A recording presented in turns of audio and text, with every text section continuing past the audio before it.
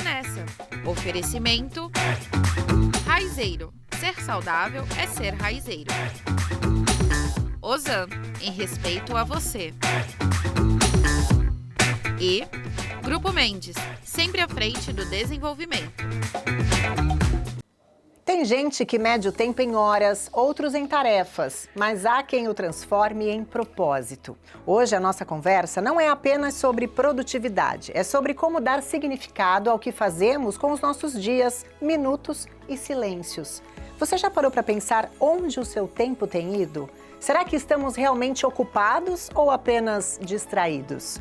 Nosso convidado de hoje não fala apenas sobre gerir o tempo. Ele nos ensina a respeitar o tempo, a priorizar o que importa, a dizer não com coragem e sim com consciência. Empresário, escritor, palestrante, ele já transformou a vida de milhares de pessoas com ideias práticas, mas profundamente humanas. Hoje, ele está aqui para transformar a nossa. Respire fundo, porque essa conversa pode virar a chave da sua rotina. O Fala Nessa começa agora.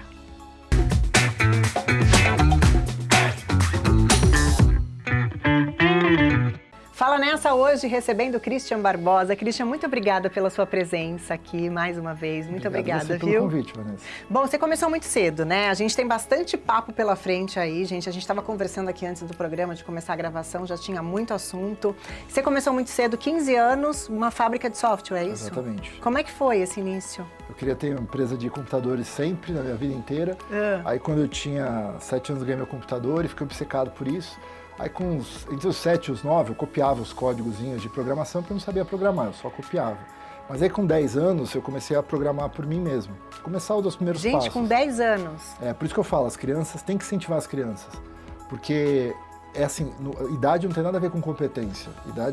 Competência só tem a ver com vontade. Sim. Então assim, eu tinha muita vontade, eu lia muito sobre isso. E aí quando eu tinha uns 12 anos eu programava relativamente bem. Entre os 12 e os 14, essa ideia da empresa ficou muito forte, mas ninguém queria ser meu sócio, né? Não acreditava muito numa criança? Aí eu consegui, depois de muito custo, fazer uma prova da Microsoft e passei nessa prova e me tornei, na época, um dos profissionais mais jovens do mundo certificados pela Microsoft. Aí saiu em alguns veículos de comunicação e aí eu comecei a ter uma demanda para fazer trabalhos de tecnologia. E aí eu não queria ficar na Microsoft, eu queria ter minha própria empresa e abri a empresa com 15 anos. Essa empresa acabou crescendo muito, virou uma fábrica de software, a gente fez os primeiros portais de internet do Brasil, a gente fez Internet Bank, a gente fez muito projeto gigante. Em que ano que foi isso? Eu abri a empresa em 95. Era bem o início de tudo também, Era né? o início Dessa da parte internet digital, no Brasil, né? Exatamente. A gente estava falando bem do comecinho mesmo, então eu aproveitei uma onda muito boa, que foi aquele momento de você criar software, né? Desenvolver, programar. Sim. Hoje a IA faz, mas antigamente a gente era braçal. Mas foi muito positivo, assim, a empresa cresceu muito. Depois eu acabei, por um problema de saúde, de estresse mesmo, que eu trabalhava demais, era escola, era empresa, tal. Sim, como é que você administrava isso, né? Acho a cabeça de uma criança, né? Os professores foram muito bondosos comigo. Porque imagina, eu tinha 15 anos, a gente tinha, por exemplo, o Bradesco era um cliente nosso, a gente dava suporte para o Internet Bank deles. Então eu lembro uma vez, eu estava numa prova de matemática no Liceu Santista. Você estudava aqui em Santos, Eu tinha 16 anos e era a professora Isilda, a minha professora de matemática. E aí eu tinha um bip. Aí tocou o bip, era um problema com o Bradesco lá, a gente estava fazendo suporte. Eu estava no meio da prova, aí eu falei, professora, eu mostrei para ela, olha, eu tenho que ir porque eu tenho o Bradesco tá aqui, tem um problema, tá, eu tenho que ir de qualquer jeito e tal. Aí ela falou assim, tá bom, depois você faz. Obrigada, professora Isilda. Eles foram muito assim, a escola foi muito soube me acolher naquele momento, sim, sabe? Sim. Porque eu era um menino de 15 anos, no meio do ensino médio, e com uma empresa naquela época eu tinha o quê? Sei lá, uns dezenas de funcionários. A gente, quando eu era uns 4 anos depois, a gente tinha centenas de funcionários dentro da empresa. Então, assim, era uma empresa relativamente grande e eu tinha que lidar com um monte de coisas acontecendo ali ao longo do dia, né? Então, a escola, na verdade, era a menor parte para mim, a menos importante. Sim. Só que eu ia para a escola, quando eu voltava, eu ficava, sei lá, até 1, 2, 3 da manhã trabalhando na empresa. Isso acabou me gerando vários problemas de saúde, obviamente, Imagino, no trabalho. E aí foi quando eu descobri a produtividade. Eu fui fazer um curso, porque eu tinha um problema muito grave de saúde mesmo. tive uma úlcera que virou depois... Tudo por conta de estresse. Exato. Uma coisa ligada a falta de tempo. Um pânico, assim, uma coisa... Eu trabalhava demais, ansiedade. Então, tipo, eu não comia direito, me alimentava super mal, dormia muito mal. Eu era um cara muito centralizador na empresa, então eu queria ver tudo. Então, assim, era o estresse de um empresário no dia a dia. Sim. E, assim, só que com 15, 16 anos, né? Nessa época eu tava com uns 18 já, 17 para 18. Mas mesmo ganhando dinheiro, porque as pessoas falam assim, quando você ganhar dinheiro, você relaxa. Não existe isso. O dinheiro nunca foi o mais importante. Eu gostava do projeto, de fazer a coisa acontecer. Enfim, aí foi que eu fui aprender sobre produtividade. Adorei isso. Como eu tinha uma fábrica de software, eu fiz um software de produtividade, que virou uma pesquisa e virou um livro, chamado A Trilha do Tempo. Que eu lancei sem nenhuma pretensão. Esse livro vendeu milhões de exemplares, né? Eu tenho mais de 5 milhões de exemplares vendidos aí de livros. E aí quando você vê o livro de cabeceira, assim, para você abrir de vez em quando e dar uma consultada, o Tríade realmente... O legal do Tríade é que ele se baseou lá atrás em estatística e inteligência artificial. Exatamente. E machine learning na época, pra gente descobrir padrões de comportamento. Foi muito bacana o processo de descobrir o que faz as pessoas serem produtivas de verdade. Aí depois eu vendi essa empresa, aí eu montei uma empresa de investimentos para investir em startups de tecnologia, porque eu falei, cansei de ser programador, agora eu quero investir nos outros. E aí comecei a investir, a gente investiu, sei lá, em dezenas de startups. Acho que eu sou um dos investidores anjos no Brasil mais longevos. Muita gente não sabe disso, mas você tem um investimento grande em startups, né? Bastante grande. Hoje são, dentro do grupo, são 20 empresas. Nós somos aí um pouco mais de 600 funcionários, mais de 400 programadores, né? Então, a gente, do menino que programava para centenas de programadores, a gente está presente aí em 3 países, né? E a gente movimenta algo em torno de 5 bilhões de reais de transações dentro das empresas. E você percebe que esse momento que você começou a entender melhor sobre a produtividade te ajudou, então, ali? Ali você conseguiu resolver o seu problema da úlcera, da ansiedade, do estresse? Foi do dia para a noite, né? Mas eu aprendi que você pode ser produtivo. Se você tiver modelos diferentes de você priorizar, de entender o que é importante, de você conseguir se planejar melhor, você começa a ver que o tempo começa a sobrar. E aquela coisa, Vanessa, as pessoas assim, é possível ter equilíbrio entre vida pessoal e vida profissional? A resposta é, mas o equilíbrio exige uma renúncia. É tão difícil. Mas como fazer isso na prática? Você sabe que eu te entrevistei faz uns 3 anos, mais ou menos, né? A gente estava até lembrando agora há pouco. E aí você me ensinou uma coisa, você me ensinou a dizer não. A vez que a gente conversou, você falou pra mim, você precisa dizer não, você tem que saber dizer não. Ali caiu assim como um mantra. Eu, de lá pra cá, mudei muito a minha forma de conduzir as coisas, tanto no trabalho, na vida pessoal, enfim. Eu aprendi a dizer não. Mas como que a gente consegue, na prática, ajustar tudo isso da vida pessoal, profissional e prosperar, né? Ter produtividade. Essa é uma excelente pergunta e isso vale a pena a gente falar 10 horas sobre isso. Mas... Tem tempo aí, tem tempo. O que eu vejo hoje, assim, vendo pessoas ao meu redor que cresceram demais, que fizeram mudanças gigantescas na vida, a primeira coisa é entender o seguinte, as pessoas precisam querer aceitar essa situação. Porque muita gente aceita o padrão que ela está hoje. Um padrão condicionado errado. Então ela aceita, tipo assim, não, a minha vida é assim mesmo. Será que não é medo, falta de coragem também? Mas medo, aí que tá, é verdade, é falta de coragem. Muitas vezes, né? A questão é, até a falta de tempo mesmo, por que as pessoas não têm tempo? Porque elas não têm coragem de dizer não para certas coisas e sim para outras. Então a maior parte das pessoas não tem problema de tempo, tem problema de coragem. Elas não têm coragem para tomar as decisões que elas precisam. Simples. Simples, mas não é fácil. Não é fácil. Mas é simples de entender, mas não é fácil de fazer. Indo nessa linha, né? As pessoas têm medo. Por que elas têm medo? Porque elas não têm conhecimento. O medo nunca vai acabar. Quem tem medo se torna inconsequente. Se você não tem medo, né, você é um Não, o medo faz parte, sim, é uma segurança até, né? Exato. Mas o medo não pode ser aquela coisa que te prende. Mas ele prende muitas pessoas, infelizmente. Prende. Então eu acho que assim, se você quer dar certo na sua vida, você tem que entender que você vai ter medo. De dizer não para certas coisas, de mudar a sua vida, de tentar uma nova profissão, de tentar um novo relacionamento, de tentar coisas novas. Porque o medo, ele está aí presente. A vida é um constante mar de oportunidades e de nãos que a gente vai dizer e sims que a gente vai viver. O medo está matando muita gente antes dela morrer. Então, assim, o medo está matando sonhos, o medo está Eu tinha medo quando eu tinha lá meus 14, 15 anos de idade. Claro, até pela imaturidade, né? Pela idade.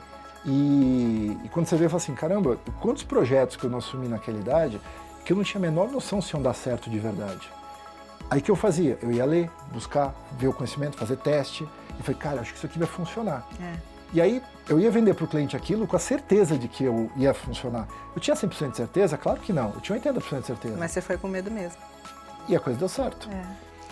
Vamos para o intervalo rapidinho, a gente já volta.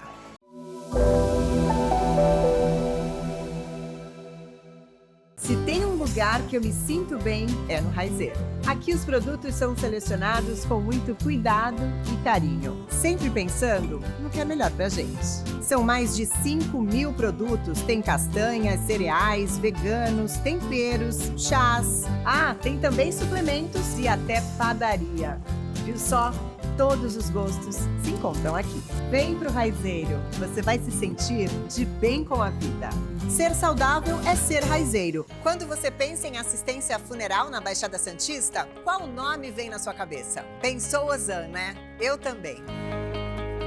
Estou chegando agora aqui na família Ozan e gostaria de falar com vocês sobre um plano de assistência funeral completo, incluindo cremação, com mensalidades a partir de R$ 119,90. Sempre que sua família precisar, conte com a nossa. Ozan, em respeito a você. Estamos de volta e chegou a hora do Momento Raizeiro.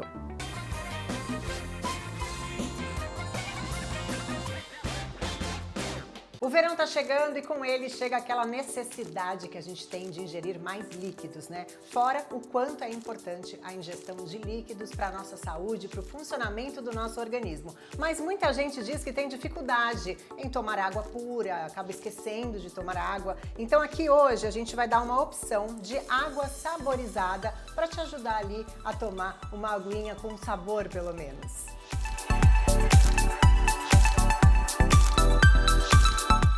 E para nossa água saborizada de hoje, eu escolhi aqui alguns ingredientes que são termogênicos, diuréticos, que fazem bem para a saúde também, para compor aqui a nossa água saborizada. Então, eu escolhi o hibisco, que está aqui, ó, vende a granel no Raizeiro, então você consegue comprar a quantidade ideal, o que realmente você precisa utilizar. Gengibre em pó, super prático e dá um sabor delicioso, além de ser anti-inflamatório. E tem também menta a granel, que a gente vai colocar para dar um sabor todo especial. Vamos lá? 1 litro de água gelada, você acrescenta um punhadinho, sem medida, gente. Você pega um punhadinho assim, ó, e coloca já na sua jarra. Mais um pouquinho de gengibre em pó. Aqui é muito do gosto da pessoa. O gengibre ele tem um sabor forte, então você pode dosar ali da forma que for melhor para o seu paladar, tá? Você pode pôr um pouquinho mais, se quiser aquela presença mais forte, ou um pouquinho menos. E a menta para finalizar. Aqui a gente pode mexer um pouquinho.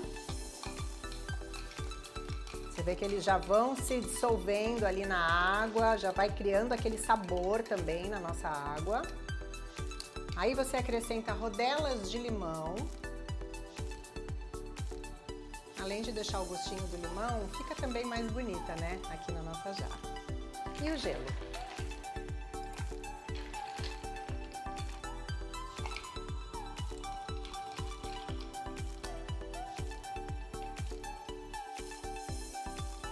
E assim está pronta a nossa água saborizada. Você pode servir na sua casa, servir no café da manhã, deixar na geladeira ali prontinha para quando der sede, você tomar assim uma água com um gostinho especial.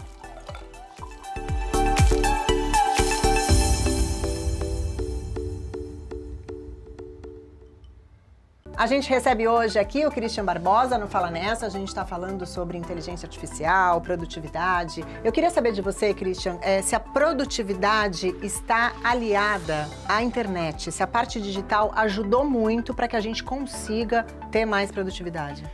Excelente pergunta, né? Porque eu falo de produtividade desde 2002. Sim. Naquela época, a tecnologia ela não era muito ajudante da produtividade. A gente não tinha smartphone naquela época. Só que hoje não existe mais produtividade sem tecnologia. Tá muito junto, né? Não existe mais alta performance, alta produtividade. Sim. O que você quiser chamar sem tecnologia. Você pode ser a pessoa mais performática do mundo, comer nozes o dia inteiro, mergulhar no gelo, fazer o que você quiser. Você pode ter essa produtividade sua, um carinha que vai lá, acorda às 11 da manhã, entra lá na internet, programa um agente de inteligência artificial para fazer as coisas por ele, volta a dormir daqui a 1 hora e vai fazer mais coisa do que a pessoa ultra produtiva Exatamente. que vai lá tomar banho no gelo. Então assim, quando você para pensar sobre isso, você fala assim, uau, a vida mudou. Mudou, completamente. Hoje e muito rápido, né? Muito rápido. Você tem essa sensação, que foi uma mudança muito rápida. Se você parar para ver... E a gente viveu com a nossa idade essa transição, né? Essa mudança toda. Nós somos a última geração que viveu sem rede social. Exato. A gente vai ser a última geração que não teve internet, que não teve IA na vida. Entendeu? Então assim, a gente é a última geração que usou Barça na vida. É verdade, é verdade. Então, quando você parar pra ver, a gente somos os dinossauros. Daqui a pouco a gente vai ser extinto. Porque tá passando muito rápido, né? Essa evolução da tecnologia, da internet. Se você parar pra olhar, o ChatGPT, a internet, a IA, né, a inteligência artificial, tá aí desde 1954. Então ela está aí já fazendo tudo isso. Se você parar para ver, por exemplo, em 1961, se não me engano, eles lançaram a Elisa. A Elisa era a Alexa, fazia a mesma coisa. Só que naquela época não tinha processamento suficiente para ela ter performance. Mas já estava lá a ideia. Se a gente for parar para ver, né, as ideias do ChatGPT também já existem há décadas. Só que o ChatGPT mesmo, a primeira versão dele foi lançada em 2019. Quando eu vi a primeira vez o ChatGPT, inclusive eu botei na época, eu estava no lançamento de um curso meu, o ChatGPT não tinha lançado ainda oficialmente, tinha a versão 0. nada, e eu mostrei alguns vídeos dessas interações no Excel, mostrando que você ia poder falar com a máquina, ela responder. Precisa ver os comentários que fizeram naquele vídeo, a gente apagou um monte. As pessoas metendo pau, falando, isso aí não vai funcionar no Brasil, isso aí não vai funcionar não sei aonde, isso vai ter desemprego e tal. Teve uma enorme resistência no início, gigante. Né? Até por conta de eliminar o trabalho do homem, né? Exato. Ou seja, a gente está falando de 5 anos, 6 anos. Em 6 anos a gente teve a maior revolução da história da humanidade em termos de autossuficiência tecnológica na história. Não tem como. Então, imagina daqui a mais 5. Nessa velocidade, exatamente. A gente está falando hoje, né, o Elon Musk já falou, o Sam Altman já falou, que é o cara do ChatGPT, que a gente deve ter em 1 a 2 anos a inteligência artificial fazendo 100% do que um humano faz. Então, quando você fala hoje, eles falam que você pode substituir 80% da força do trabalho por IAs. Sim. Isso já está disponível, já tem empresa lançando isso. É. Então, assim, quando a gente olha que hoje a gente já está falando disso, imagina que há 3, 4 anos, onde essas tecnologias com certeza vão ter algum problema, vão dar pau, etc. Mas em 3, 4 anos isso deve estar muito aprimorado. E aí a gente vai estar realmente lidando com o quê? Né? Então, ou seja, uma diminuição muito grande da necessidade do trabalho humano, principalmente aquele repetitivo, principalmente aquele que não tem o nível cognitivo de você pensar, ter ideias, de você reagir muito forte. O que a gente está falando de quase 80% da mão de obra. Claro. Certo? Substituída por inteligências artificiais. Então a gente vai ter o quê? Um desemprego em massa. Então esse é o maior problema que os governantes, seja de esquerda, de direita, seja lá onde for, tem que olhar. A gente está brigando por problemas tão miúdos, se a gente Exato, tem que dar atenção para isso, né? E a gente está falando que a gente vai ter uma catástrofe no mercado de trabalho em 3, 4, 5 anos. Então assim, eu acho que oposição e governo deveriam parar para dizer, peraí, a gente está brigando, mas lá fora o mundo está mudando de um jeito que se a gente não ajudar as pessoas hoje, a gente vai ter um problema gigantesco lá na frente, daqui a 5, 10 anos de emprego trabalhista. O que a gente vai fazer? Vamos criar uma renda universal? Então assim, são questões hoje que a gente tem que se preocupar. Eu vejo isso porque eu estou vendo essa transformação, estou vendo o que está acontecendo. E você que mora nos Estados Unidos, você percebe que o Brasil realmente está para trás, está ficando para trás, cada vez mais. É só a gente pensar o seguinte, né? A gente faz bateria de carro elétrico, a gente desenvolve alguma GPT nossa, a gente tem as escolas, as faculdades ensinando as crianças a ver matemática, ciência aplicada. A gente não tem isso, a gente tem investimento governamental, nem privado, muitas vezes, nem de faculdades, em startups, em tecnologia. Né? Você lança uma startup aqui, para ela sobreviver é um custo. Eu que tenho dezenas de startups aqui, eu sei qual é a dificuldade que uma startup dá certo no Brasil. E quando você vai lá nos Estados Unidos, você levanta financiamento muito rápido, você tem apoio muito rápido, você tem apoio de faculdades que interagem, pegam um pedaço da empresa, você tem modelos diferentes de realidade. Então, assim, a gente não está preparado para essa conversa. E isso é um problema para o país como um todo, né? É um problema. Quem está assistindo a gente, o que eu falo assim, ó, você tem que fazer um curso de inteligência artificial. Seja comigo, seja qualquer outra pessoa, não importa. Porque se você não for uma tendência hoje do que está acontecendo, você vai ser, com certeza, consequência dos fatos. E quando você for consequência, é tarde demais. que todo mundo tem que saber mexer na inteligência artificial, né? No seu curso, como é que você divide por módulos isso? Você ensina parte de produtividade também, no dia a dia, até treinar a IA? Seja o meu, seja de qualquer pessoa. O que as pessoas têm que aprender sobre IA? A primeira coisa é a seguinte, elas precisam entender como que elas pedem as coisas para a IA da forma correta. Né? Quando você vai lá e fala com o ChatGPT, e você manda aquela mensagenzinha, o ChatGPT até interpreta de um jeito e te dá uma resposta. Mas se você quiser alguma coisa mais elaborada, se você quiser preparar alguma coisa, o que você precisa fazer? Você precisa realmente saber falar com a IA. Tem os comandos, certo? Exato, isso chama-se engenharia de prompt. Sim. Né? Então, existe toda uma teoria sobre isso, como que eu peço as coisas. Isso não é difícil de aprender, isso é simples de você aprender. Esse é o primeiro passo. Aí depois que você tem que começar a aprender, como que eu automatizo um pouco mais a minha vida? Né? Como que eu posso, por exemplo, estava te falando, a minha A, por exemplo, ela compra voo. Se eu quero ir para o Brasil, eu programo lá a minha A, ela deixa lá, ela fica vendo todos os dias o que tem de voos, de opções. Quando eu tenho uma promoção, porque é de madrugada, né? O pessoal fala, de madrugada. Ó a produtividade aí, tá vendo? Ela tá checando voos a cada 5 minutos. Então ela vai lá e entra... E você tá dormindo. Eu tô dormindo. Quando ela vê um voo, eu posso até dizer para ela assim, olha, se baixar desse valor, já pode comprar. Ela tem meu cartão de crédito, ela entra no site, ela simula, faz a compra. Impressionante. Então assim, você não precisa mais hoje você ter o trabalho braçal para isso. Sim. Você pode usar a inteligência artificial para trabalhar para você. Sem dúvida. Nossa, impressionante. Bom, no próximo bloco tem mais, a gente já volta.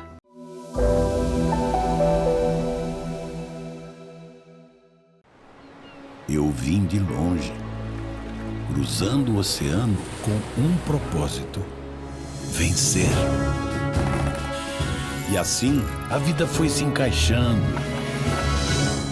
Eu já não estava mais sozinho, já éramos nós. Diante das adversidades, superamos obstáculos, crises, sempre em busca de nossos ideais.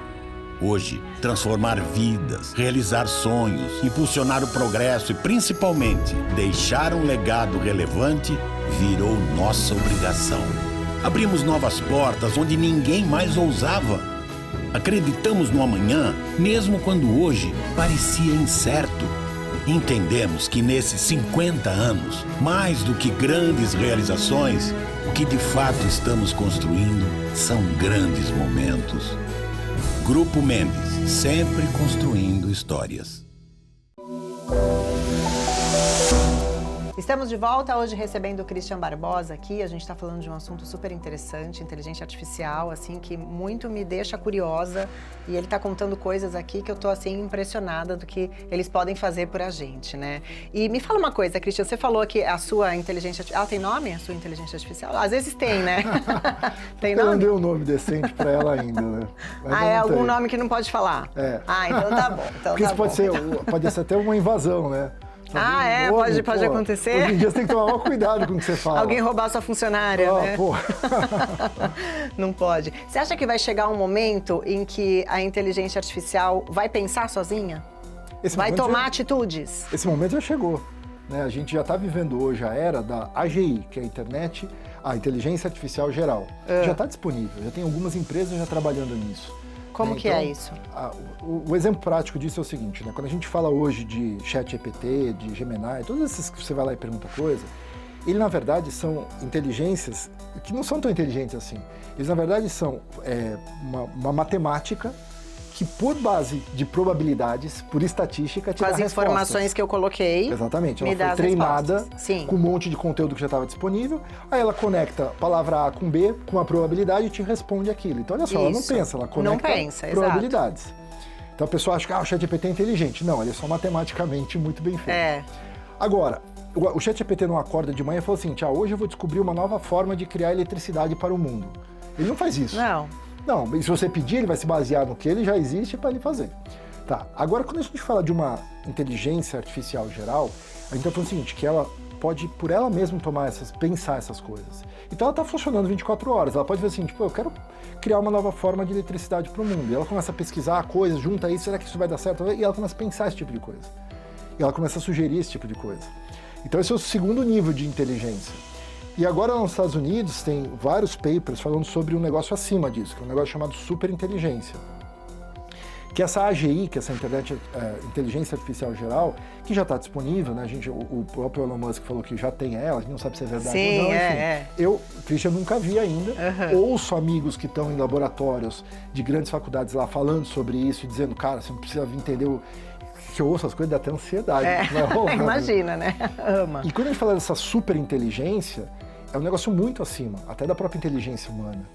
Então imagina uma IA criando super inteligências de IA abaixo dela e ela coordenando tudo. Talvez aí os filmes de Skynet, exatamente. Do tipo, né? Filmes que a gente achava que ia ficar só no telão, né? A questão hoje antigamente a gente fala assim, isso é uma guerra entre máquinas e humanidade e tal. Isso aí não vai acontecer. Hoje não é mais se vai acontecer, é quando vai acontecer. Exatamente. Então tem gente falando em 20 anos, tem gente falando em 30 anos. Então assim, é inevitável que uma treta vai dar entre a gente e as máquinas.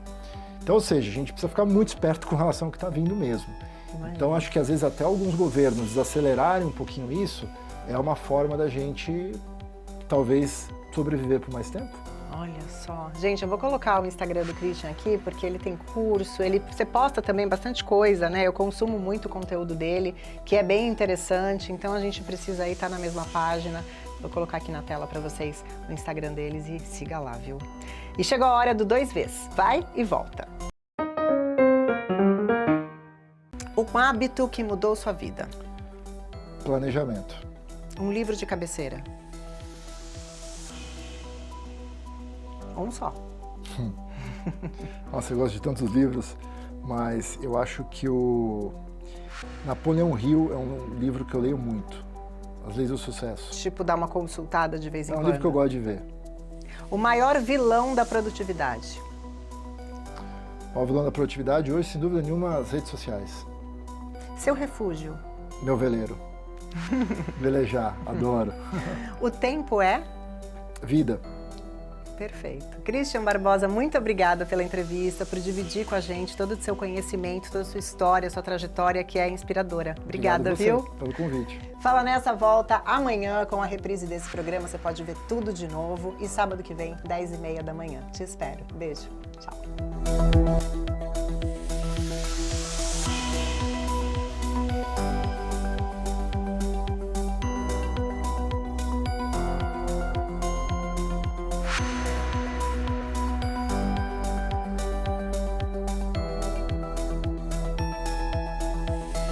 Fala Nessa.